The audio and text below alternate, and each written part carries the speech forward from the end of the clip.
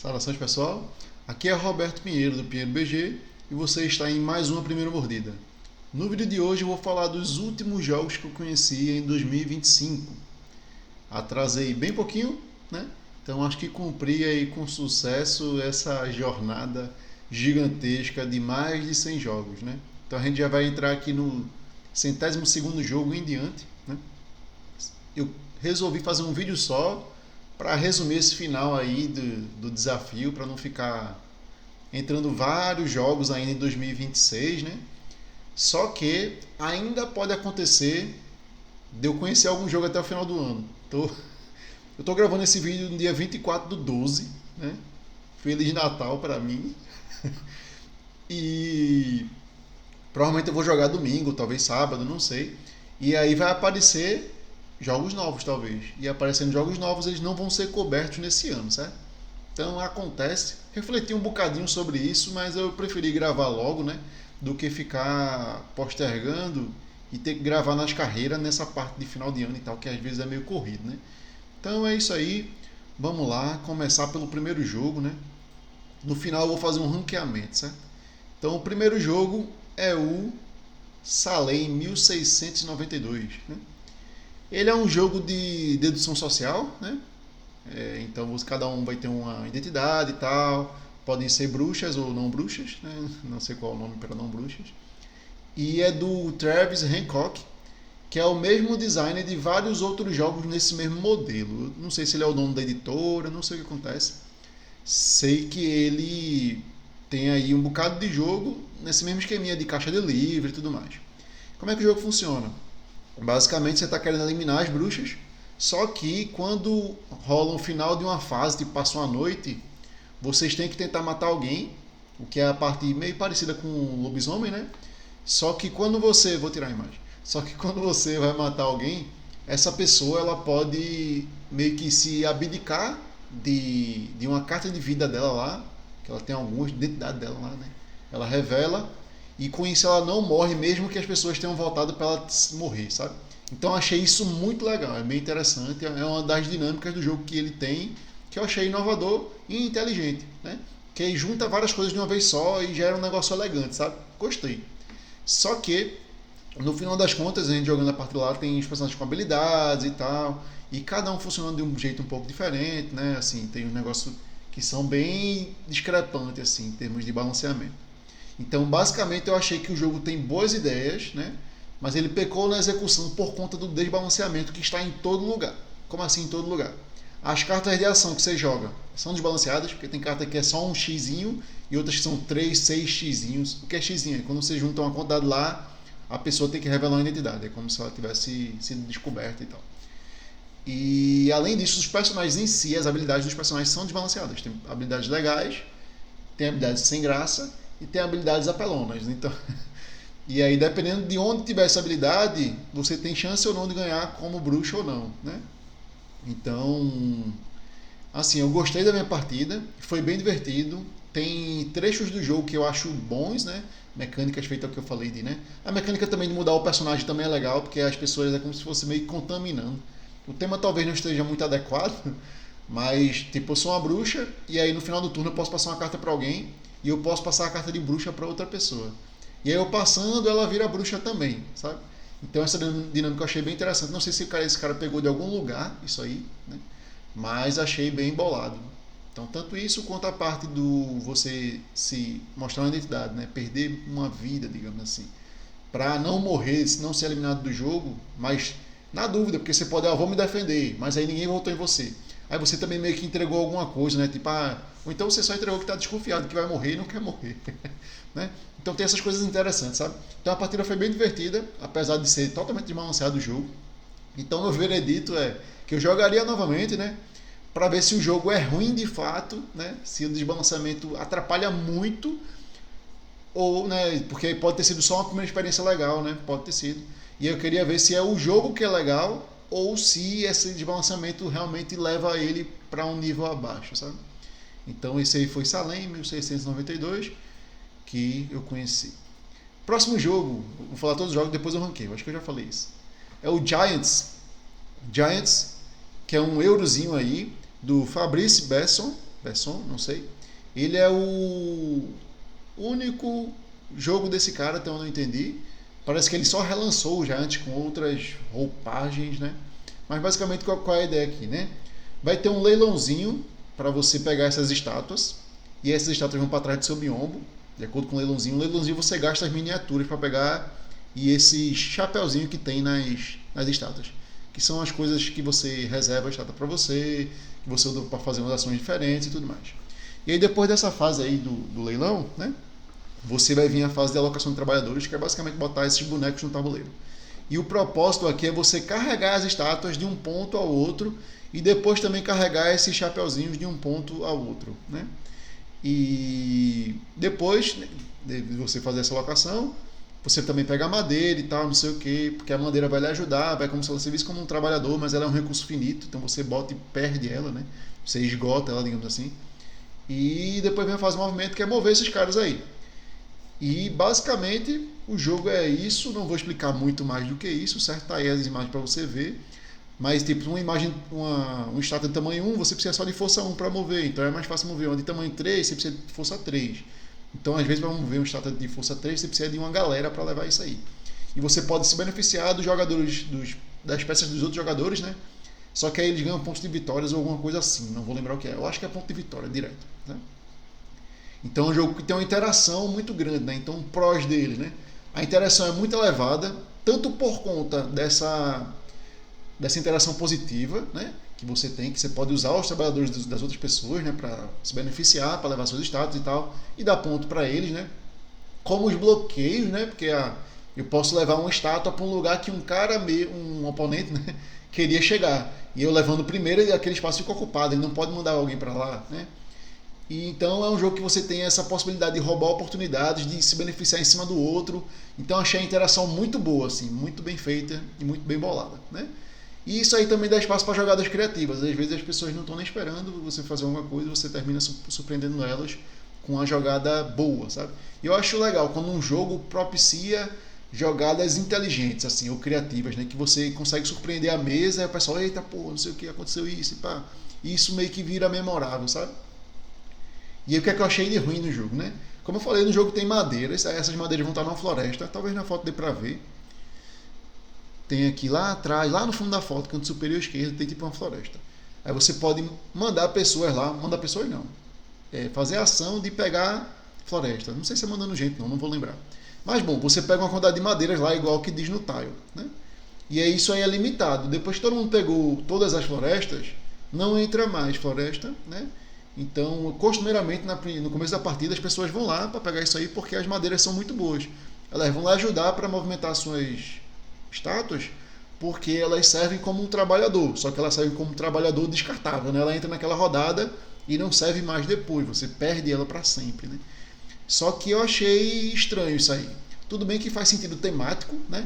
Você tem uma floresta e se você desmatou ela, não tem mais floresta, né? Só que não tem tipo reflorestamento. Então, a lição não é tão boa assim, né? Se você pudesse destruir e reconstruir, né? Faria um pouco mais de sentido, talvez, e o jogo faria mais sentido mecanicamente, porque dá uma estranheza assim você ver as árvores diminuindo e saber que elas não vão existir mais, e pode acontecer do jogador nem pegar árvore, nem pegar madeira, né, para usar, o que fica meio estranho assim, não sei. Na nossa partida teve um jogador que pegou muita, aí eu peguei razoável, mas foi uma quantidade boa, e o outro pegou muito pouco, né? Não, assim, não lascou tanto a pessoa que sem madeira quanto eu esperava, né? Mas deu uma dificultada na vida dele, certo? Então, de modo geral, né? Gostei do jogo, só joguei uma vez, gostei dessa partida. Então esse aqui é um eurozinho aí muito legal de jogar. Ele é meio antigo, acho que ele é de 2008, né? Teve alguns relançamentos e tal, mas com certeza selo de aprovação aí para Giants. Gostei bastante, né? Jogaria novamente de boas. Só não vou atrás de comprar porque deve ser um roubo, já porque deve ser um jogo esgotado, né? Em todo caso, gostei muito, né, do Giants. Próximo jogo. Talvez eu esteja demorando demais, então esse vídeo deve ficar longo, né? Próximo jogo é o Evergreen. Evergreen, né? Que é um jogo aí do... Não vou conseguir falar isso, não. Hjalmar Hek, que ele é o cara do fotossíntese, né? Ele é o mesmo cara. E esse jogo meio que puxa a ideia da fotossíntese. Se você viu a imagem aí que eu botei rapidamente, você vai ter percebido que tem arvorezinhas. Aí não está o tabuleiro todo, mas tem um sol meio que rodando no tabuleiro e ele vai estar gerando pontos para você. Ele só dá uma volta, no caso, né? Ele faz isso aqui e a partida termina. Então é um jogo curto, digamos assim, mas não é tão curto, né? Mas ele é menos... tem menos voltas do que o fotossíntese, que no fotossíntese são 2 voltas, né? Aí eu achei ele bem parecido, especialmente por conta disso aí. Ele é meio que um abstratão, né? Mas lógico, tem a temática por trás e a coisa meio que funciona, né? E a interação, o jogo, cada um, diferente do fotossíntese, né, que você tem um tabuleiro só e as pessoas estão disputando espaços lá e colocando as suas próprias árvores e disputando os locais das suas árvores, aqui é um tabuleiro por jogador. Então esse tabuleiro aqui, ó, vai ter um por jogador e as árvores que estão aqui são todas suas, né? Então cada um vai ter o seu tabuleiro e aí isso diminui a interação do jogo, que vai ficar toda por conta do drafting. O drafting é uma parte do jogo que você escolhe uma carta, essa carta vai ditar onde você pode colocar as coisas que você quer, né? Ou broto, ou crescer de um broto para uma árvore, de uma árvore para uma árvore maior e tal. Ou colocar aguinha, né, um laguinho que vai aumentar as árvores, ou colocar não sei o que é, esse negócio meio amarelinho aí, meio laranja, que serve para unir o seu conjunto de árvores e tal. Então, o draft vai servir para isso, indicar a área, então você pode perceber que tem várias regiões aí coloridas diferentes, e essas aí são as várias áreas do jogo. E além disso, você tem uma ação secundária que vai ser meio que um engine building que você está fazendo, que vai lhe dar uma habilidade naquele momento, e a partir do momento que você pega mais cartas daquele mesmo tipo, você vai ficando mais poderoso naquele tipo de ação, né? E aí achei que o jogo é interessante. Eu joguei 2 vezes, então coincidiu aí que eu joguei esse jogo há muito tempo atrás e joguei tipo dia desses. Então eu joguei 2 vezes, ele está bem fresco na minha memória, né? E a impressão que eu tive é que construir rapidamente um conjunto de árvores é uma das estratégias vencedoras do jogo. Como assim? Porque você ganha ponto toda a rodada pelo seu maior conjunto de árvores. Então se você começou com um conjunto de 9 e o oponente com um conjunto de 5, você está com 9 pontos à frente e não é que você tem que refazer os 9 pontos. Todo turno você vai estar ganhando esses 9 pontos, né? E aí lógico que se você já tem 9, você aumenta e aí você vai fazer 15 e aí é um negócio meio que incremental que termina ficando um pouco difícil de alcançar a pessoa que conseguiu fazer isso. Mesmo que você posicione bem as árvores, para você pontuar o mesmo tanto que você pontuaria com as árvores de acordo com o sol, que é algo mais tático, digamos assim, porque se o sol está aqui em cima, você botou uma árvore aqui e outra árvore embaixo cobrindo, você se lasca e só vai se beneficiar quando ele der a volta, né? Então você nunca vai pontuar bem sempre, a não ser que você espalhe tudo. E se você espalhar tudo, certeza que você vai perder a partida, porque você vai ficar fazendo 3 pontos, bem pouquinho ponto de conjunto aglomerado, e aí vai aumentar sua pontuação com esse esquema mas vai aumentar localmente, não é algo durante toda a partida. Então, claramente, a matemática do jogo é enviesada para essa parte de você formar agrupamentos de árvores, né? O que, na minha opinião, não é interessante, porque gera um problema de runaway leader, né? Efeito bola de neve aí, o cara está ganhando ponto, vai continuar ganhando mais ponto, mais ponto, mais ponto, mais ponto. E fica aquele sentimento de que você perdeu na segunda rodada. Às vezes até na primeira já. Porque o cara que começou bem, a tendência é ele continuar bem, né, e assim vencer. O engine building, né, que são as habilidades que você vai construir no decorrer da partida. Eu achei que eles não são totalmente balanceados. Então, eu acho que o matinho lá, que une as coisas, é mais forte do que a aguinha, por exemplo, né? Fiquei com essa impressão. Assim como fiquei com a impressão de que o pior upgrade que tem é colocar broto. Que aí você enche de broto não gera conectividade, então você vai ter que fazer alguma coisa para melhorar esse broto. Então não adianta você encher de broto, sabe? Então também achei esse avanço meio sem graça. Assim, não é sem graça, ele é legal, mas não é um legal que vai lhe render pontos, né? Então eu acho que tem esses problemas aí no jogo, o que faz com que eu ache o jogo simplesmente ok, né? Assim, não faço questão de jogar novamente, jogaria sem nenhum problema, mas não faço questão, sabe? Assim, vamos jogar esse, vamos jogar aquele outro.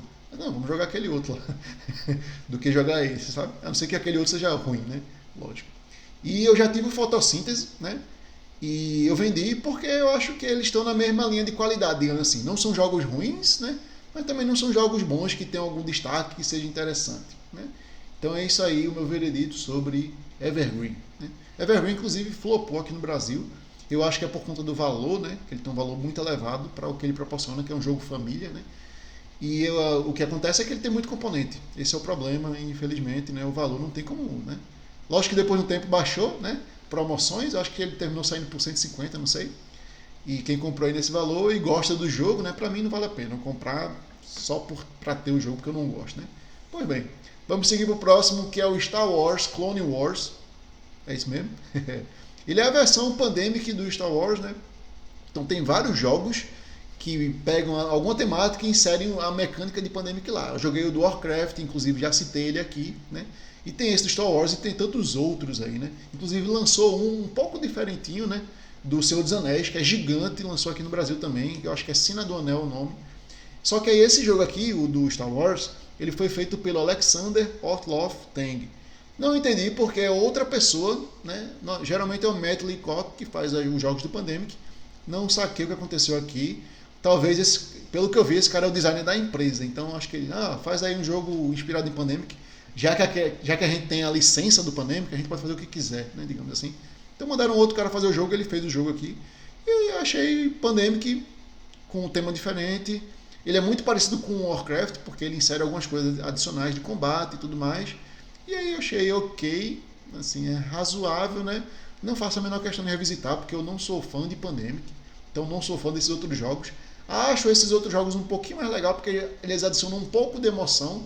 Às vezes tem rolagem de dados, às vezes tem alguma coisa assim. Coisa que eu não gosto de modo geral, mas pelo menos é dar uma animadinha, sabe? Porque o Pandemic eu achei ele muito sem graça, muito restrito, né? E é isso aí.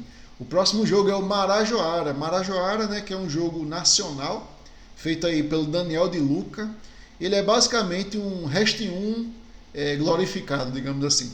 Ele pegou aquela ideia do Rest 1, que é você pegar uma ficha, né, uma peça e pular uma outra e meio que comer essa outra peça, e a sua ideia é que você continue fazendo isso até restar apenas uma pecinha. Aqui, logicamente, não tem esse aspecto de ficar com somente uma pecinha. Inclusive tem um sistema de respawn, né, de reentrada de dados aqui. E ele coloca também uma mistura com esse negócio de dado, que quando você pula alguém, você incrementa o dado, e o dado que você pega, né, vai ser o que você pulou, e a tendência é que os dados vão ficando mais fortes, as pessoas vão pegando cada vez dados mais fortes, né. Assim, eu achei o conceito, ele é bem interessante, né. Achei que a ideia do cara de aproveitar um conceito antigo e batido para recriar um jogo moderno é criativo, assim, é interessante. E eu acho que é por isso justamente que publicaram. Ele tem uma pegada familiar, digamos assim, não familiar de jogo família, né, mas familiar de as pessoas reconhecerem o que está acontecendo, né. E basicamente no seu turno você faz esse pulo, né, e aí pega o dado que você pulou e vai alocar no seu tabuleiro. Alocar no seu tabuleiro, né? Vai fazer uma ação com ele no seu tabuleiro. E aí tem os dados amarelos, que é como se fosse dinheiro, que serve para manipular outros dados, né? Tem os dados vermelhos, que eu acho que é para você fazer exposição de vasos. Que aí você, para usar um dado vermelho, você precisa de um outro dado equivalente a amarelo para fazer o match e conseguir fazer essa exposição. E tem um dado azul, que você está construindo um vaso grandão, né? Então vários pedacinhos de vaso, acho que talvez colando, não sei, né? E aí você usa o dado azul para isso. Ou vários dados azuis, né? Você vai juntando e tal. Às vezes tem precisa de 3 dados azuis. Aí você vai juntando e faz. E o outro é o dado preto, que você avança nas trilhas, estilão Terra Mística, assim. Você vai avançando e ganhando coisas, né? Só que você avança exatamente o valor do dado e você ganha somente onde você pisou e não tudo que você passou, né? Então um pouco mais restrito e um pouco menos assim comboístico, digamos assim, do que outros jogos que tem trilha, né? E de modo geral, o que eu achei do jogo?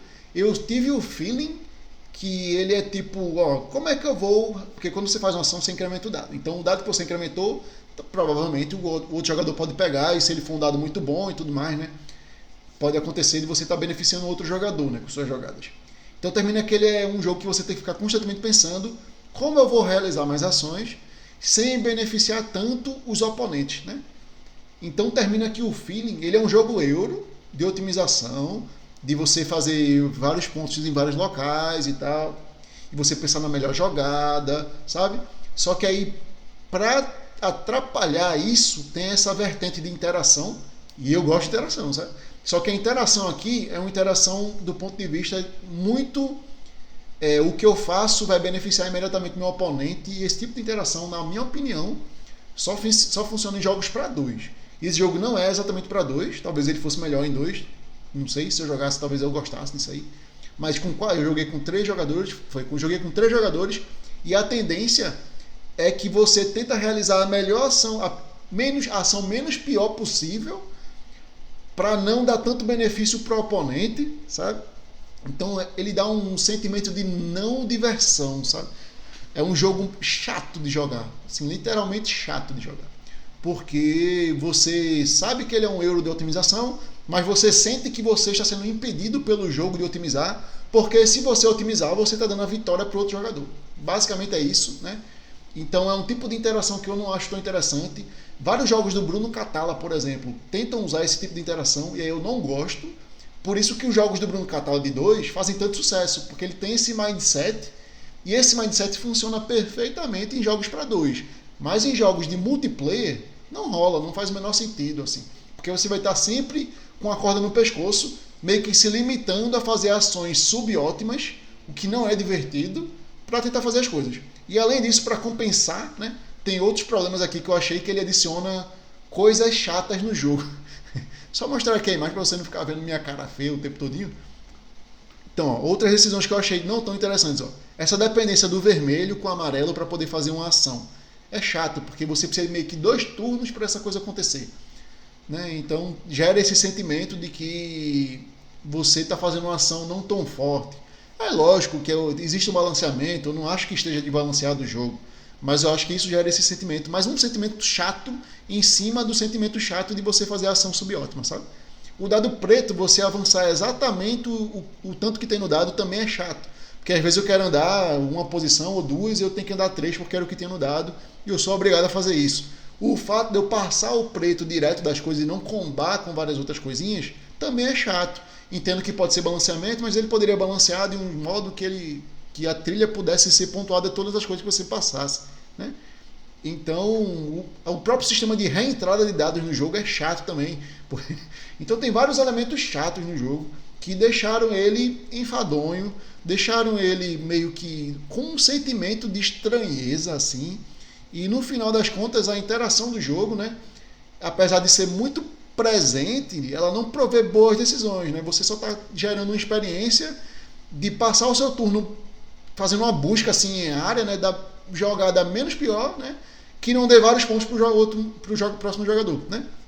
Para compensar, né, todos esses problemas, eu ainda acho que existe um problema de ordem de turno.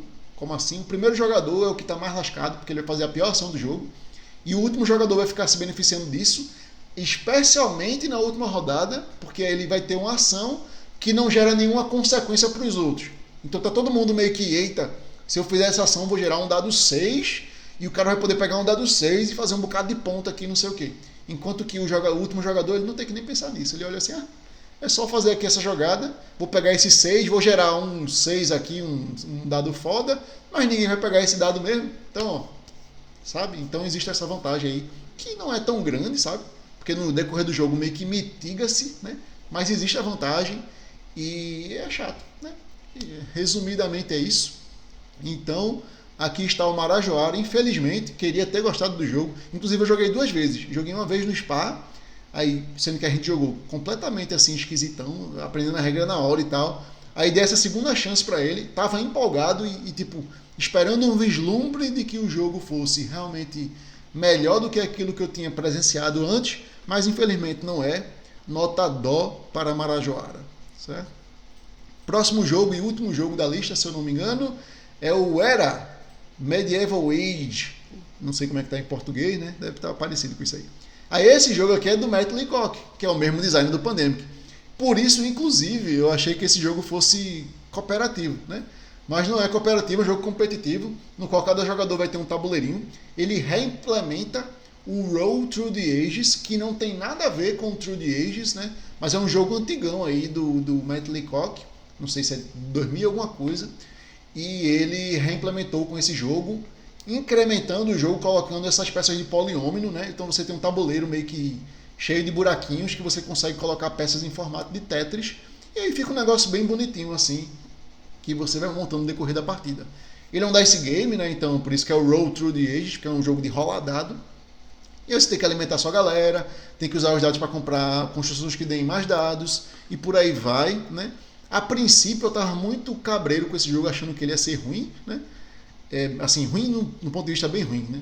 E terminou que eu fui até surpreendido. Eu achei o jogo até que legalzinho, né? Ele dá umas decisões boas e ele dá umas decisões que têm impacto no decorrer da partida, assim, muito impacto, sabe?